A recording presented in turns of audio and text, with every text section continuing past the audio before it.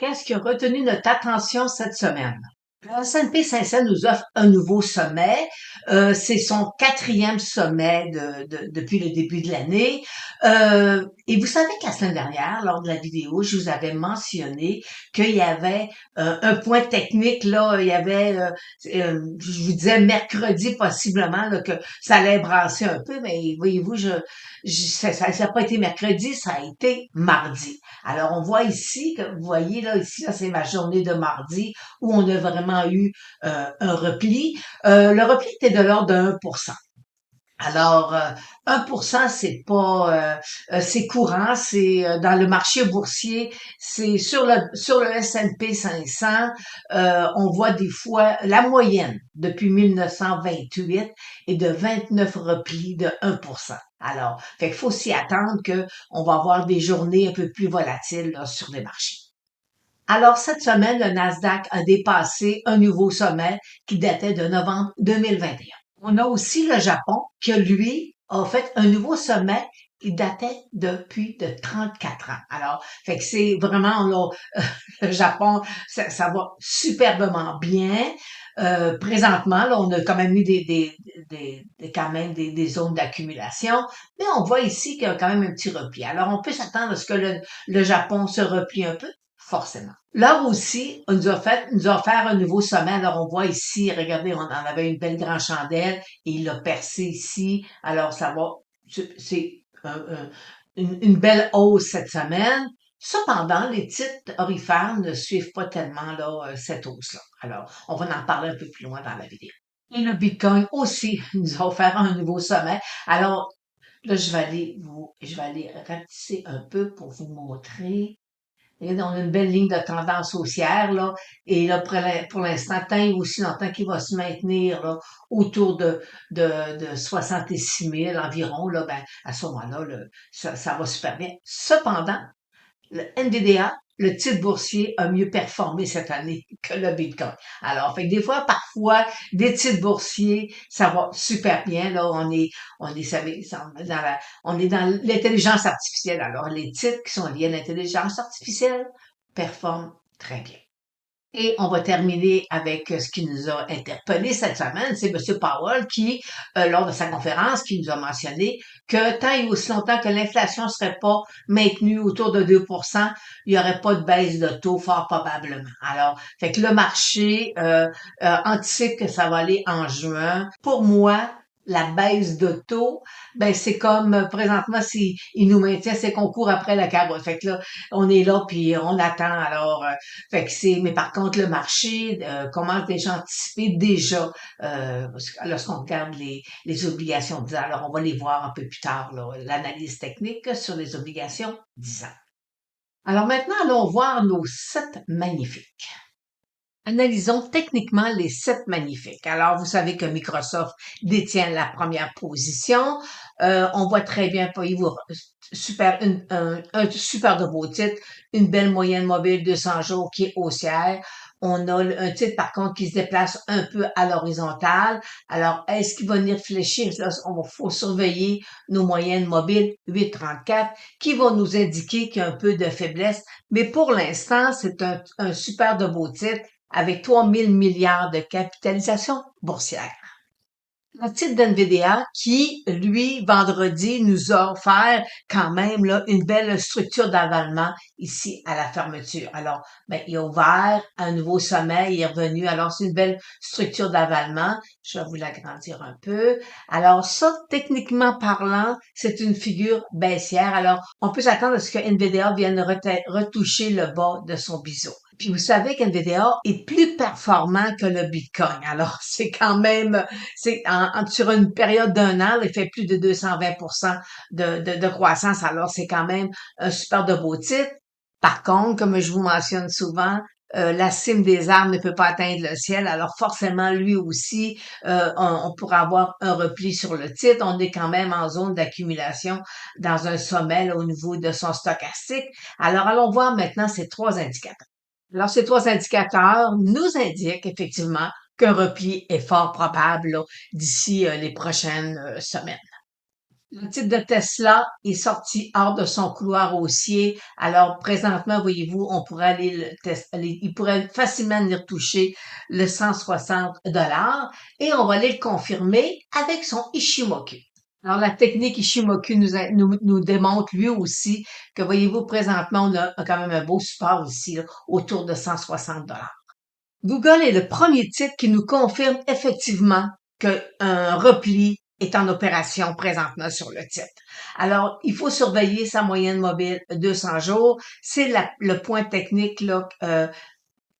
Sa moyenne mobile 200 jours, il faut la surveiller. C'est un point de repère et on va aller tracer ici un beau petit couloir latéral.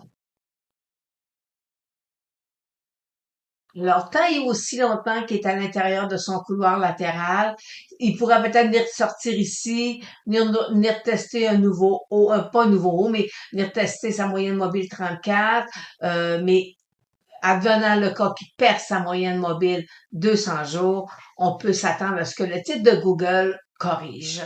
Et allons valider le tout avec la technique Ishimoku. Alors, on voit ici vraiment, regardez, le 130 c'est vraiment un support important avec la technique Ishimoku.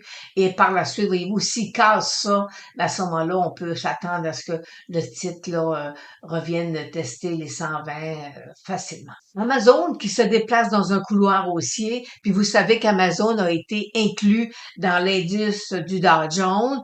Alors, et nous avons ici un petit gap à venir fermer. Alors, pour l'instant, rien de particulier. On le laisse monter. C'est sûr que, écoutez, là, il y a de la force. Quand on dit il y a de la force, parce que automatiquement, en rentrant dans l'indice du Dow Jones, ben les ETF, les fonds mutuels, les indices, doivent prendre position à l'intérieur pour essayer de reproduire le Dow Jones. Alors forcément, il y a un intérêt acheteur sur le titre, mais est-ce que c'est le Amazon qui va donner une plus-value intéressante présentement au Dow Jones? J'en doute fort parce que sa pondération elle est faible par rapport à si on regarde Apple et Microsoft. Et aussi, c'est un titre qui se range quand même à des multiples un peu plus élevés que Apple et Microsoft. Alors, il va y avoir un équilibre qui va se faire d'ici les prochains mois. Alors, je ne pense pas que ce soit le titre d'Amazon, techniquement parlant, puisse donner une plus-value intéressante au Dow Jones. Apple, voyez-vous, a cassé sa moyenne mobile 200 jours et présentement, je vais vous dire que c'est le point le plus important. Puis là, je vais vous l'agrandir pour que vous voyez bien. Regardez ici, là, on a la moyenne mobile 200 jours commence à fléchir. Pour faire baisser, fléchir comme ça une moyenne mobile 200 jours, ça prend quand même de la baisse sur le titre. Alors, on voit très bien ici que le titre s'est replié et on voit là présentement, voyez-vous, la moyenne mobile 834 vont casser, vont croiser presque prochainement là, la moyenne mobile 200 jours. Alors, pour l'instant, regardez, si je le mets là, ici, là, j'ai un très beau support autour de 169. C'est le point technique à surveiller. Et voyez-vous, là, s'il casse le 169, ben on retourne autour d'environ 156 Ici, là, j'ai une plage là, que le titre pourrait glisser facilement. Mais allons voir aussi avec les retracements Fibonacci, voir jusqu'où le titre pourrait se replier par rapport à son sommet. Alors, je prends le Fibonacci, je viens le glisser sur son bas, je viens le mettre au-dessus de ma vague, ce que je qualifie présentement une vague 2. Et voyez-vous, le titre pourrait facilement redescendre là, autour de ici le 163 là, ça serait son retracement à 161%. Fait que Fibonacci, les retracements, ça nous aide aussi là de prendre une hauteur de vague et de la déplacer pour aller mesurer notre vague 3. Alors, c'est des instruments en analyse technique qui sont intéressants et parfois même très pertinents. ta plateforme dans un couloir haussier, ici, vous voyez, et j'ai un beau gap ici à fermer. Alors pour l'instant, lui, on le laisse rouler, on le laisse aller dans son couloir et on se dit, bon ben ok, tant et aussi longtemps qu'il est dans un couloir, vous connaissez la conséquence d'un couloir haussier. Il y a un renversement qui se fait. Alors, on va aller voir ces trois indicateurs. Alors, les trois indicateurs, on voit très bien qu'ils commencent à être sur faiblesse. Alors, fait que c'est une question de temps. À un moment donné, Meta-Plateforme va se replier aussi comme l'ensemble des titres de la technologie. Alors, nous avons fait un survol des titres des 7 magnifiques.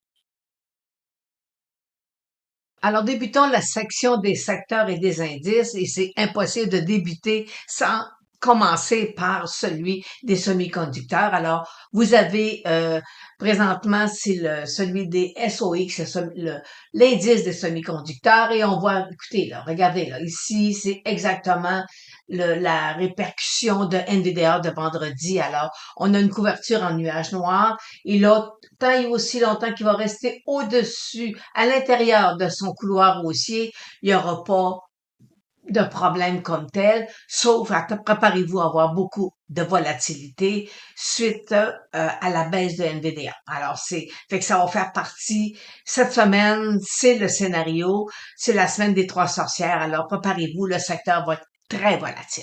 Le S&P 500, lui aussi, regardez là, il nous offre ici une couverture en nuage noir, comme ça pourrait être aussi peut-être peut-être une structure d'avant, peu importe. Les deux, ces deux chandelles qui sont baissières. Alors, son biseau, fort probablement qu'on pourrait avoir un repli prochainement, là, d'ici peut-être la semaine prochaine, mais il y a quand même dans le marché présentement le secteur il y a une journée que c'est une faiblesse. Il y a une semaine où on a de la faiblesse dans le S&P 500.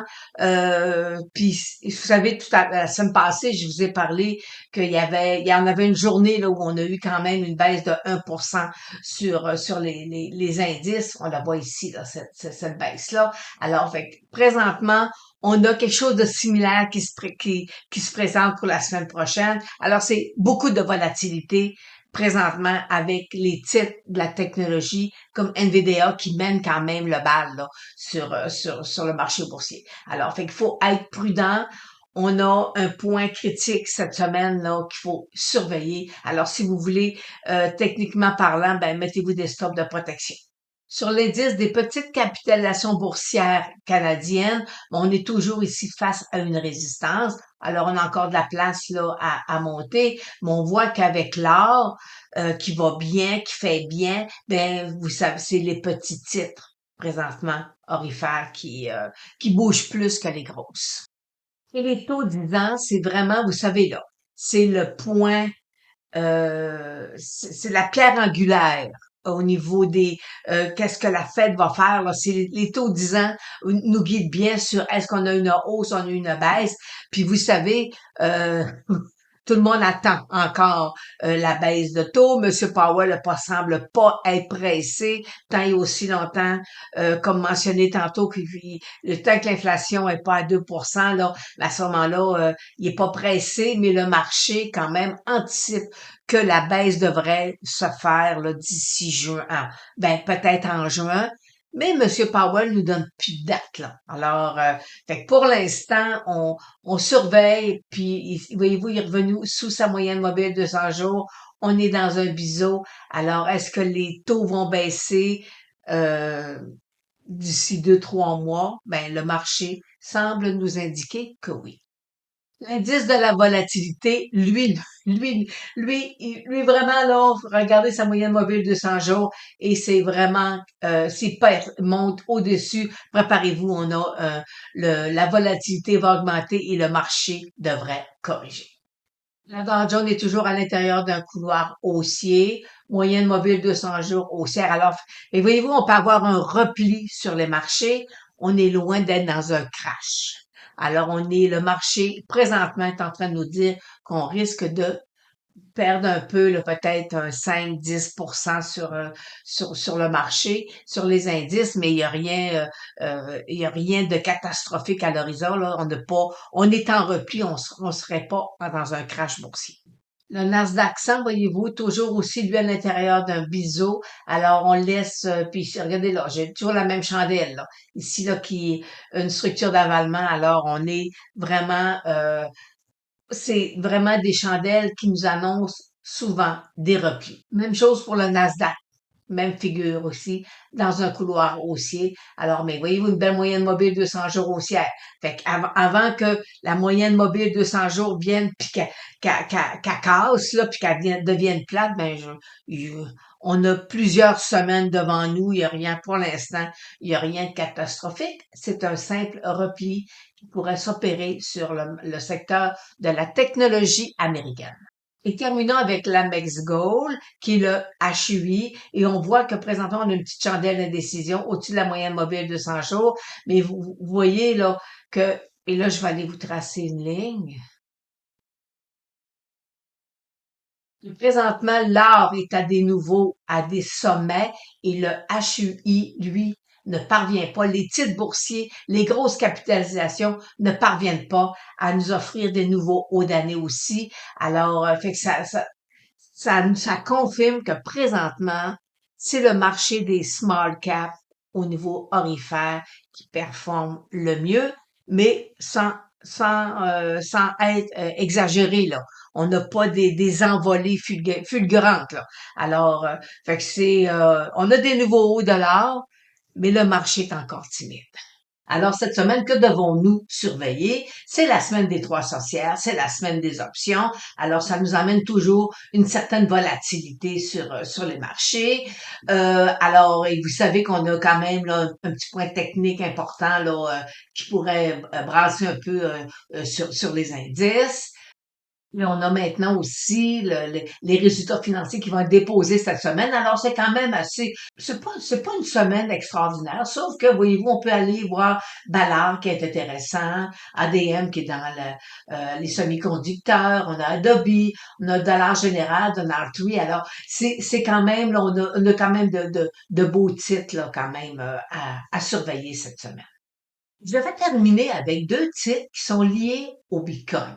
Et les gens disent, oui, mais comment ça se fait que ce titre-là, le symbole MARA sur le marché américain, comment ça se fait que le Bitcoin, il fait des nouveaux hauts d'année et lui, ils sont en train de, présentement, là, il baisse au lieu de poursuivre à la hausse. Alors, c'est très simple. C'est que ce titre-là, c'est un titre avec celui aussi, je vous présente tantôt celui canadien, sont liés, ce sont des titres boursiers où c'est des mineurs des mineurs pour le BTC. Alors, puis on a une nouvelle qui s'en vient, qui est connue depuis que le Bitcoin existe, là, que les mineurs vont avoir, au lieu d'avoir 6 de Bitcoin, ça va être coupé en 3. Alors forcément, les revenus liés au minage qu'ils font, ben, il va être coupé de moitié. Alors forcément, qui dit une baisse de revenus de 50%,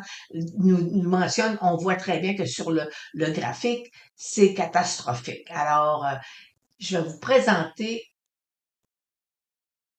Alors, regardez le titre canadien BITF sur la Bourse de Toronto, même scénario.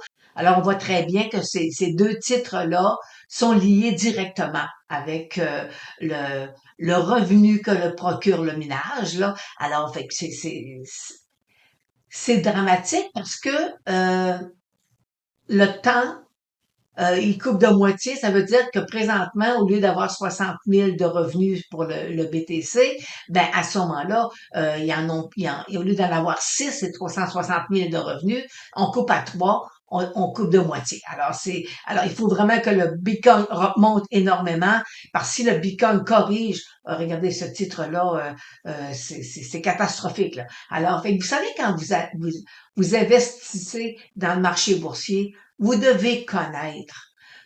Lorsqu'on est dans des titres boursiers, on doit être capable, on doit connaître, analyser la provenance des revenus. Sur ça, je vous revois lundi 15h55 dans notre direct sur YouTube et sur Facebook.